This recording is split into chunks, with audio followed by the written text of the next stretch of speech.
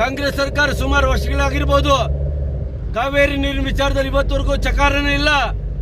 ಆದ್ರೆ ದೇವೇಗೌಡ ತಂದು ಕೊಟ್ಟಿದ್ದಾರೆ. ಇಂಥದನ್ನ ಇತರ ವ್ಯಕ್ತಿಗಳು ಇದ್ದಾರೆ. ಇನ್ನು ಮನಮೋಹನ್ ಸಿಂಗ್ ಇದ್ರು, ಪಾಪ ಮನಮೋಹನ್ ಸಿಂಗ್ನ ಕೈಗೊಂಬೆ ಮಾಡ್ಕೊಂಡ್ಬಿಟ್ರಿ.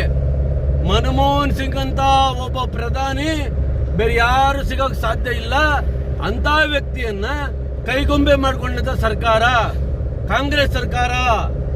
ಆ ಮಟ್ಟಕ್ಕೆ ಮಾಡಿ ಇವತ್ತು ಈ ಮೋಜು ಮಸ್ತಿ ಮಾಡೋದು, ಕರ್ನಾಟಕದಲ್ಲಿ ಮೋಜು ಮಸ್ತಿ ಮಾಡೋದಕ್ಕೆ ಈ ತರದ ವಾಹನಗಳನ್ನೆಲ್ಲವೇ ಸರ್ಕಾರದ ಡೀಸೆಲ್ ಹಾಕಿ ಸರ್ಕಾರಿ ನೌಕರರು ಬಾಡು ತಿನ್ನಕ್ ಬಂದವರಂತಂದ್ರೆ ಇವರಿಗೆ ಏನು ಮಾನ್ಯ ಮುಖ್ಯಮಂತ್ರಿಗಳು ಸಿದ್ದರಾಮಯ್ಯನವರು ನಮಗೆ ಆತ್ಮೀಯರು, ಗುರುಗಳು.